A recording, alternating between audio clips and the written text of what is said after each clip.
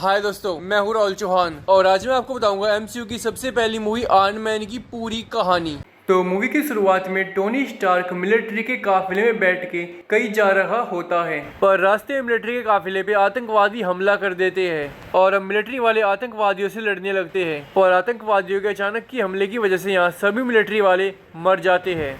अब Tony Stark अपने आप को बचाने के लिए एक बड़े पत्थर के पीछे छिप जाता है और यहाँ टोनी हेल्प मांग ही रहा होता है कि उसी की कंपनी की बनाई एक मिसाइल उसके सामने गिर जाती है। पर अब इससे पहले टोनी स्टार्क यहाँ से भाग पाता है, ये मिसाइल फट जाती है और इस मिसाइल के टुकड़े टोनी स्टार्क की छाती में चले जाते हैं और ये बेहोश हो जाता है। होश आने पे देखता है कि आतंकवादियों ने उसको पकड़ लिया है और अब हमें एक फ्लैशबैक दिखाया जाता है। 36 घंटे पहले लास वेगास में एक इवेंट हो रहा होता है और इस इवेंट में बताया जाता है कि टोनी स्टार्क बचपन से ही जीनियस है, इतना कि उसने 6 साल की उम्र में एक इंजन बना दिया था और 17 साल की उम्र में वो MIT से ग्रेजुएट हो गया था। पर फिर टोनी स्टार्क के माता पिता की एक कार एक्सीडेंट में मौत हो जाती है और अब टोनी स्टार्क के बाप हावर्ड की मशहूर हथियार निर्माता कंपनी स्टार्क इंडस्ट्रीज को उनका पार्टनर ओबेडाय स्टेन संभालता है। पर जैसे ही टोनी स्टार्क 21 साल का होता है, इसको इसके बाप की कंपनी मिल जाती है और अब टोनी स्टार्क और ज़्यादा बेहतर और एडवांस हथियार बनाकर अपने पिता की लेगेसी को और आगे ले जाता है।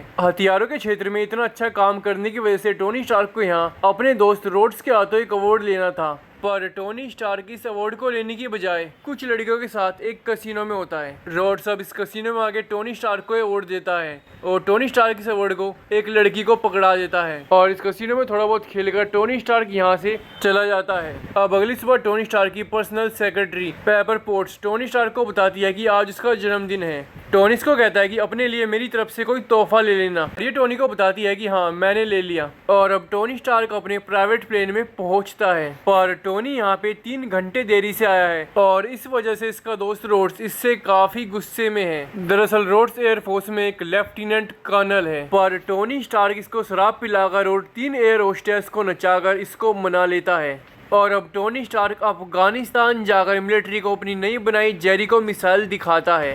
पर मिलिट्री बेस जाते वक्त टोनी स्टार्क वाली टुकड़ी पे आतंकी हमला करके टोनी स्टार्क को पकड़ लेते हैं और अब फ्लैशबैक खत्म हो जाता है और कहानी प्रेजेंट में आती है। और अब आतंकवादियों की गुफा में होश आने के बाद टोनी स्टार्क देखता है कि एक बड़ी बैटरी से 2 तार लगे हुए हैं और ये उसकी छाती में जा रहे हैं और अब यिनसेन नाम का एक डॉक्टर टोनी स्टार्क को बताता है कि तुम्हारी छाती में मिसाइल के छोटे छोटे टुकड़े चले गए थे और ये मिसाइल के टुकड़े तुम्हारे दिल तक पहुंचकर तुमको मार न डाले, इसलिए मैंने तुम्हारी छाती में एक मैग्नेट जैसी चीज डाली है और इसको बैटरी से जोड़ दिया है ताकि तुम जिंदा रह सको। और अब इस गुफा में आतंकवादी आ जाते हैं और टोनी स्टार्क से जेरिको मिसाइल बनाने के लिए कहते हैं, पर टोनी स्टार्क मना कर देता है और अब ये लोग टोनी स्टार्क का टॉर्चर करते हैं और टोनी स्टार्क आखिरकार मान जाता है। टोनी को यहाँ पता चलता है कि इनके पास लगभग मेरे सारे हथियार हैं और अब एक मोटा आतंकी टोनी से कहता है कि जैसे ही तुम जेरिको मिसाइल बना दोगे हम तुम्हें आज़ाद कर देंगे। टोनी और यिनसेन दोनों को पता है कि ये नहीं करेंगे, इसलिए टोनी सबसे पहले यिनसेन के साथ मिलके एक आर्क रिएक्टर बनाता है,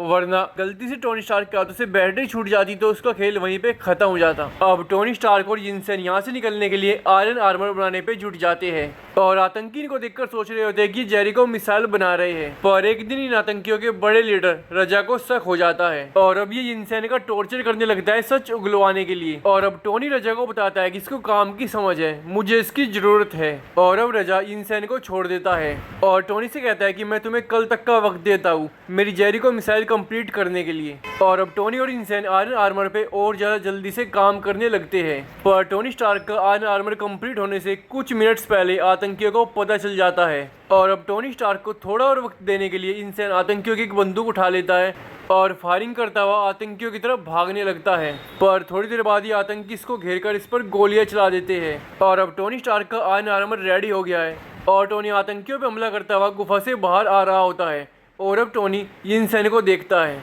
यिनसेन टोनी को बताता है कि मेरा शुरू से यही प्लान था और टोनी तुम अपनी ज़िंदगी को बर्बाद मत करो। अब टोनी यिनसेन को बताता है कि मैं तुम्हें कभी नहीं भूलूंगा और अब टोनी गुफा से बाहर आकर सभी आतंकियों पे टूट पड़ता है और इनके सारे हथियार भी तबाह कर देता है और अब टोनी अपनी आयरन आर्मर सूट की मदद से यहाँ से भाग जाता है। टोनी यहाँ से सैकड़ों किलोमीटर दूर रेगिस्तान में गिरता है और अब टोनी रेगिस्तान में चलने लगता है और जल्द ही मिलिट्री वाले टोनी को ढूंढ लेते हैं और अफगानिस्तान से निकालकर टोनी स्टार्क को वापस अमेरिका ले जाते हैं और यहाँ टोनी स्टार्क प्रेस कॉन्फ्रेंस करके फैसला करता है कि अब से स्टार्क इंडस्ट्रीज हथियार नहीं बनाएगी। इनका मेन बिजनेस हथियार बनाने का ही था। तो इस फैसले से हर कोई चौंक जाता है और टोनी की कंपनी के शेयर्स बहुत ज्यादा गिर जाते हैं और हर कोई इनका मजाक उड़ाने लगता है।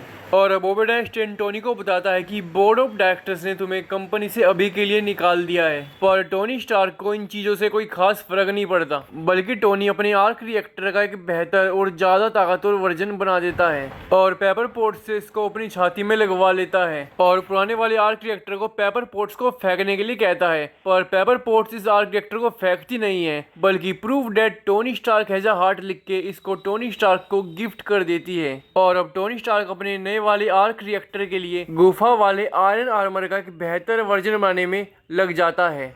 और कुछ दिनों की मेहनत के बाद टोनी बना भी लेता है और फिर शहर में एक टेस्ट ड्राइव पे निकल जाता है। और अब टोनी स्टार्क इंडस्ट्रीज के एक चैरिटी इवेंट में जाता है और यहाँ टोनी पेपर पोर्ट्स के साथ डांस भी करता है। पर अब यहाँ एक रिपोर्टर टोनी स्टार्क से कहती है कि तुम तो बड़े दोगले निकले। अब ये टोनी स्टार्क को कुछ फोटोज दिखाती है और कहती है कि तुम्हारी कंपनी ने हाल ही में इन आतंकियों को अफगानिस्तान की गुलमीरा में हथियार डिलीवर किए हैं।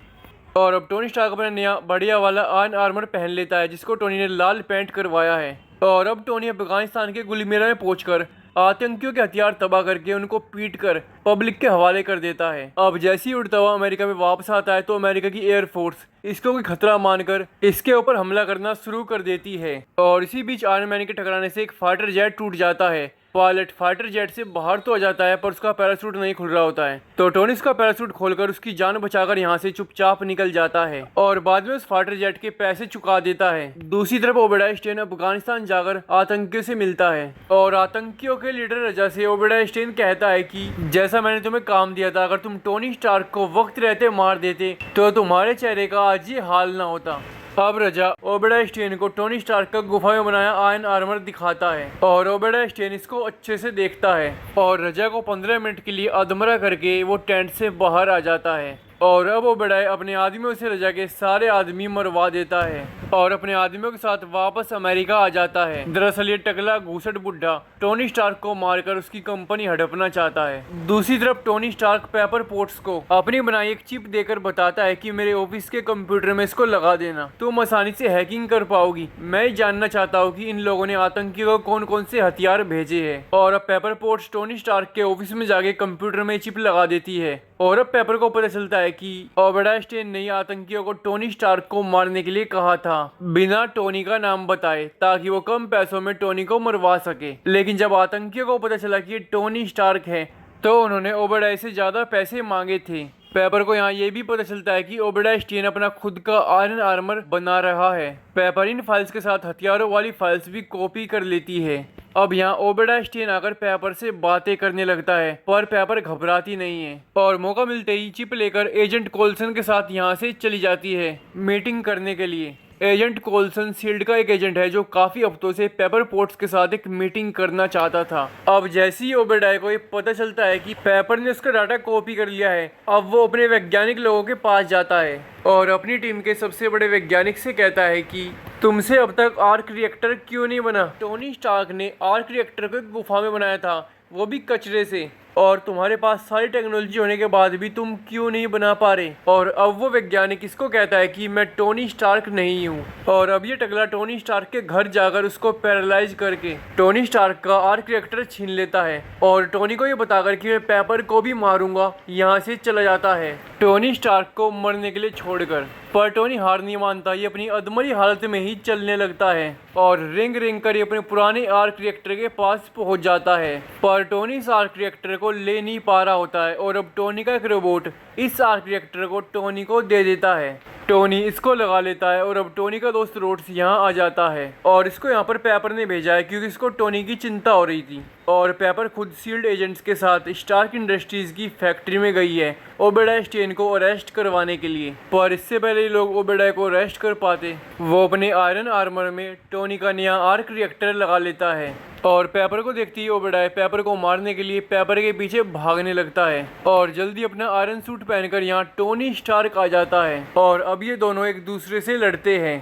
पर लड़ाई के दौरान ये टकला टोनी पे भारी पड़ता है क्योंकि इसके पास टोनी का बनाया एक नया आर्क रिएक्टर है और जल्दी टोनी के सूट की पावर 2% तक रह जाती है। और अब टोनी इस टकले को हराने के लिए पेपर पोर्ट्स को बोलकर अपने बाप हावर्ड के बनाए बड़े आर्क रिएक्टर को ओवरलोड करवा देता है और अब टोनी टकले के साथ स्टार्क इंडस्ट्रीज की छत पे लड़ने लगता है और जल्दी टोनी आर्क रिएक्टर की पावर को पेपर से रिलीज करवा देता है। ये पावर इतनी ज्यादा थी कि टोनी का आर्मर दूर गिरता है और फुल चार्ज आर्क रिएक्टर होने की वजह से ओबेडाय अपने आर्क रिएक्टर के साथ ही मर जाता है और अब ओबेडाय की लाश इस बड़े आर्क रिएक्टर में गिर जाती है और अब ओबेडाय और ये बड़ा आर्क रिएक्टर दोनों तबाह हो जाते हैं। अब अगली सुबह टोनी स्टार्क एक प्रेस कॉन्फ्रेंस करता है जहां टोनी स्टार्क से आयरन मैन की आइडेंटिटी पूछी जाती है और यहां टोनी स्टार्क रिवील करता है कि हाँ, मैं ही आयरन मैन हूँ। मूवी के एंड में एक एक्स्ट्रा सीन आता है जहां निक फ्यूरी टोनी स्टार्क से अवेंजर्स इनिशिएटिव के बारे में बात करता है।